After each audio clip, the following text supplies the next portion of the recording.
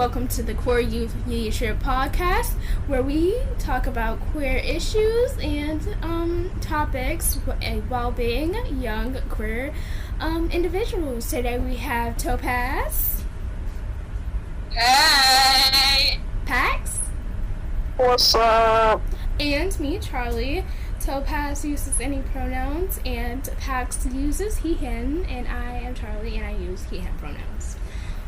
So today we're going to be talking about queer self-love and confidence. So, also, the, affirmation of the day is hold your head up, because sometimes when things get difficult, you really just don't feel like doing that anymore. But you have the strength and you're an amazing human being to do so let's do that. We always need to hold our head up through, everything that we go through, whether it's difficult or we just feel like we can't do anymore. You can. Okay, so let's get started. So, how did you guys accept yourself and come to terms with your identities? For me, it was more just like there was no other option. Like, after I was 5, I realized, like, emotion's supposed to have feelings behind those. You can't just say you like someone and just because you randomly decide. I literally, when I was, like, in very young school, I would just pick a boy. I was like, oh, you want to know who I have a crush on? That guy. I didn't know you were actually supposed to pick based on emotions. I thought it was just picking. So, yeah, lesbian.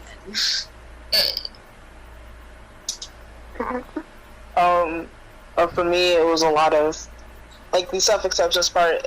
I just had a really religious background, which made things a bit harder for me. Like, some people would ask me about sexuality. I kind of knew in, like, 3rd grade, like, I think I like girls. They're kind of cute.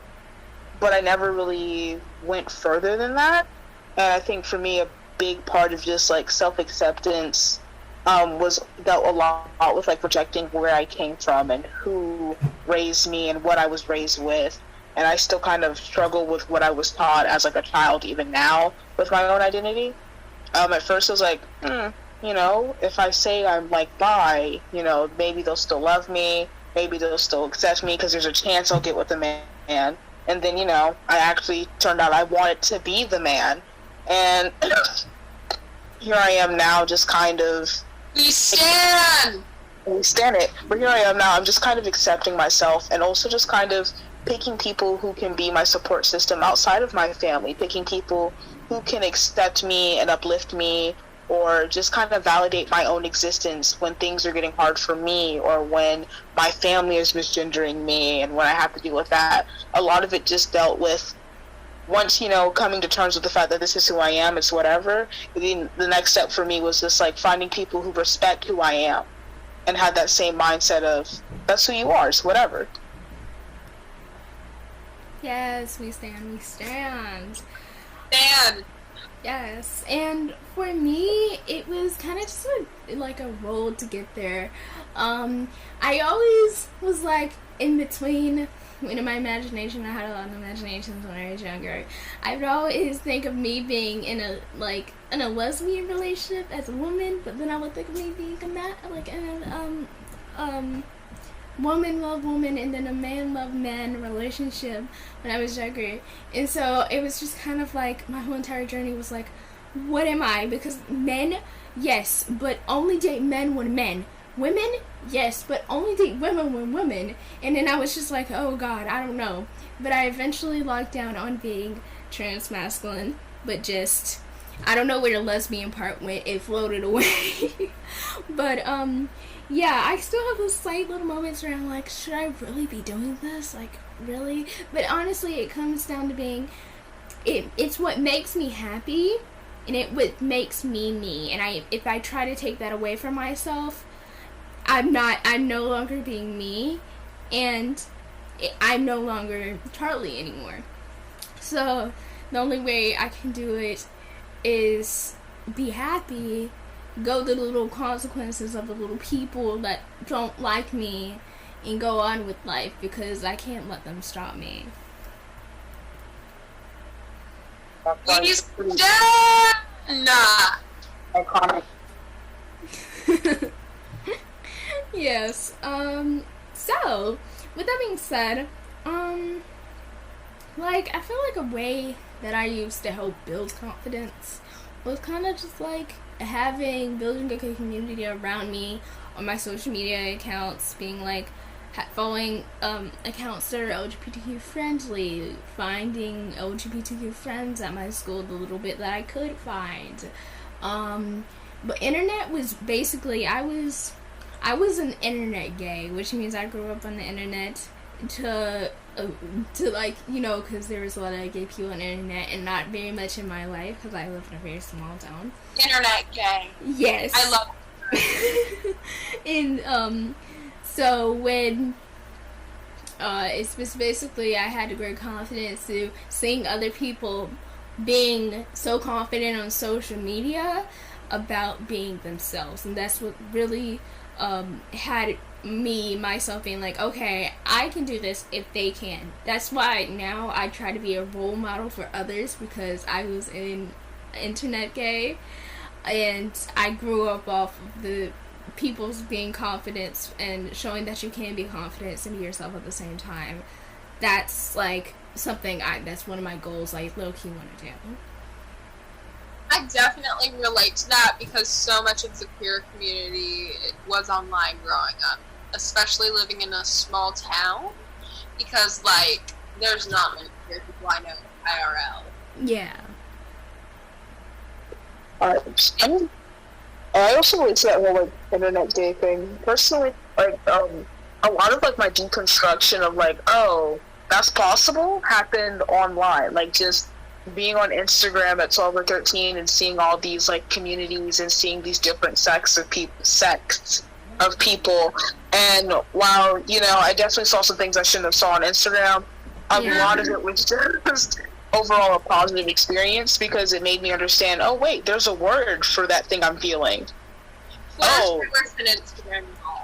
Exactly. You do not know Wattpad. Wattpad also was no, we don't talk about her. We don't talk about Wattpad. We don't. I'm not allowed to do this podcast. No, because like that's boundaries. No Wattpad. Please, I cannot go back to that. I just used to read like a lot of cute lesbian romance stories on Wattpad. Like when I read them at church. I was really young, and I just read these really cute like love stories, and I'd be like, man, that's what I want. I don't want no man. I couldn't read the straight ones. Only the cute lesbian stories. Yes. And but that helped me develop confidence because a part of it was just affirming that there's other people out there just like me. That someone else. Harry Styles fan fiction. That's all I can think about when I think about Harry Styles fanfic. Got kidnapped. I got sold to One Direction. Oh my. That was a popular title. Harry Styles is a mafia boss. He's in love with me. I'm sure that's one of the Harry Styles. That was one. Then there was just the classic, a million retellings of 50 Shades of Grey. For some reason, marketed at 10-year-olds. Oh my God. Honestly, I totally related to you, like Pax, because I as well was like, I read a lot. I cannot read straight stories for some reason. It has to be gay. Like, I feel like straight stories have no flavoring now. I don't know why. Only one straight love story I will tolerate, and that is The Fault in Our Stars. It has so much flavor. It did have so much flavor.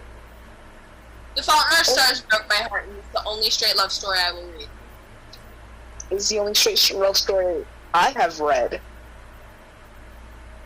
At least that's like kind of centered around love anyway, because most things have like a mainly heterosexual romance beeline. Oh, but okay, Charlie, have you read Fault in Our Stars? No, I have not. You have to immediately. What helps a lot of queer people and people in general build confidence is learning hobbies, like putting in practice towards something. And that is why, if you've heard any clanking or random around, it's because I pulled out my ukulele collection for this part of the podcast. I have 3 ukuleles. And I will start with a Taylor Swift song done on my tenor ukulele, which is the largest standard scale size of ukulele. Yes. Yes. I walked through the door with you. Air was cold, but something about it felt like somehow that's my scar there. At your sister's house, and you still got it in your now. That's all I'll play of that because I would like to show all three. That was a tenor size ukulele. This is a concert. This is slightly smaller, the most common size of ukulele you're gonna see. And this, the one I'm playing, I do not want to give too much information about it, but it is an unreleased ukulele. It's not available to the public. It was sold on this Reverb store by a guy that worked at the company that made it. This was just a model that was, like, it's not a type of, it was a prototype, that's the word, prototype. And so, it was sold on the Kala warehouse sale, but these were never really made. So, and for this, I will be playing White Woman's Instagram by Bo Burnham because it is a call out to what my Instagram page looks like. An open window, a novel, a couple holding hands, an avocado, a poem written in the sand, fresh fallen snow on the ground, a golden retriever and a flower crown. Is this heaven? If you've seen the musical Inside by Bo Burnham, you would get that joke more. But my Instagram page looks exactly like that music video. And finally, I was going to ask you guys your favorite song to play on my last ukulele, which is a soprano ukulele. Oh, there's a soprano. There's babies. Yes, this is the smallest standard tuning of ukulele. They do make sopraninos, sopranissimos, but standard-wise is soprano, concert, tenor, and soprano is the smallest. House of Gold, 21 Pilots? What? I said House of Gold, 21 Pilots? Oh my god, the one every ukulele player gets asked. Yes, I will play House of Gold. Yes. Yes. Y'all both know this song? Yes. Yes. Let me get the chords pulled up because the bridge I always forget. Mm-hmm. And I misspelled gold because I am a dumbass. Boom! We found it. Now it starts.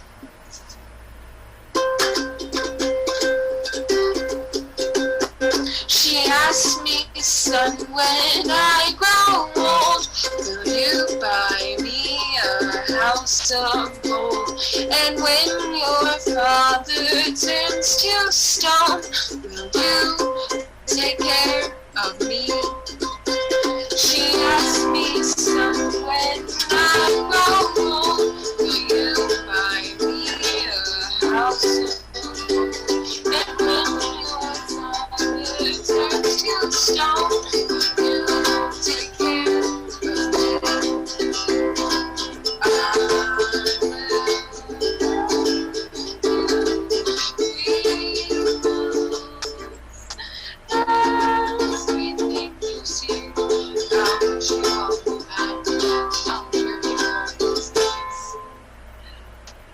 So I definitely think learning a hobby, getting really good at something really helps with self-love in general, but especially career self-love, since the world kind of tries to tell you you're good at nothing, you're good for nothing. So just learning a hobby, and the reason I bring up ukulele is because it's one of the first instruments I ever learned to play. And one, a ton of queer songs are very commonly played on ukulele. Two, it's pretty easy to learn. I learned my first song playing within the first couple hours, so it's really easy to jump into. It is hard, obviously. Any instrument's hard, but you can learn a very basic ukulele song within an hour or so. And I feel like that would really build the average queer person's self-confidence. That's why I bring up ukulele. Also, we only have a couple minutes left, y'all. Ooh, that's okay. I can combine the videos and we can get on another week if we need to do that. I mean, are we almost done? Did anyone have anything else to share, or any other ideas to kind of help build self-confidence, or anything related to the topic? Because we have 9 minutes. 9 minutes? Alright, we'll do a rapid-fire list. Build self-confidence. Piggyback off the instrument thing, also just in general, instruments and learning an instrument is a really good way to practice self-discipline, perseverance. I personally have been playing double bass, and I play cello, and I play clarinet, and I only keep up with one, which is the bass. Love it very much. I also compose music, and both of those things have really helped build me as a person. It does build confidence, because if you can't do nothing else, you can play that instrument. 1. 2, in terms of just confidence, surround yourself by people who can help you build that confidence, even when you don't. Now, don't gain confidence from only your relationships with others or any of that. But I found that just being in relationships with other people who hype me up when I can't hype myself up helps me feel better, and it's a big reason why I have as much confidence as I do now about how I look and who I am as a person. And last thing I say is, don't beat yourself up too bad. Always remember, no one's really thinking about it. Whatever it is you think someone noticed, no one's really thinking about it. No one cares that much. No one cares as much. No one cares. Exactly. No one cares as much as you. So, live like you give no fucks, because no one else does. We stand. Yes. So you hesitated saying fuck, so we also stand that. But with that being said, I have a few more things to say as well. Affirmations are a really good way to gain self-confidence and self-love. Also, any type of art, whether it be music and stuff like that, any type of art like that is really good. And also, if you make queer art, really good, because that could also boost somebody else up with, who is having a hard time, helping other people, do that. It brings your confidence up and self-love up a lot more, because you did that and you made them an impact in their life and things like that. But I think that's all I can think of at the moment. Can you guys can you guys think of anything else? Just surrounding yourself with people who accept you, and I also definitely want to say, do not feel, if it's safe to do so, obviously, don't be afraid to cut out toxic people. If someone's being toxic, don't just keep them in your life just cause. Unless you are dependent on them for food and shelter, like many are on their parents, which sucks, but cut people off who don't accept you for who you are. Don't make the excuses for them they were raised at a different time. No. Hold people accountable.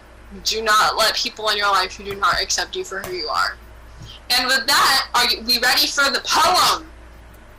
We can do the poem. Yeah, we're ready. But let's do you guys want to do a small snippet, telling them why self-love in the queer community is important? It's important because depression is bad, and no self-love usually equals depression. Yes. Also important. About that. It's also just especially important in the queer community, when you have to keep in mind that the queer community is a marginalized community, and while things are getting more accepting, things are getting better, overall, you have to love yourself, because you're in a world where you might be surrounded by people who don't accept you. You're in a world that while we're progressing, there's still some setbacks, there's still some failures, there's still ignorant and hurtful people out there. Yes. Ignorant and hurtful groups of people out there. And so keeping your own self-confidence, having your own self-love, it helps keep your sanity in a world where other people might not love you. Yes, especially because of the laws they're putting against the trans individuals right now. That can really put someone's confidence and self-love down. And so we're probably gonna do a video, our episode on that soon, aren't we? I think so. If we find someone to. Yes. Yes. So we'll do that soon. Accepted and supported, not only by their community, but by their country, by their laws. You should not be in fear for your life, which a lot of trans and queer people are. Yes. Okay, well, I think we are ready for the poem, unless you have something to say, Pax.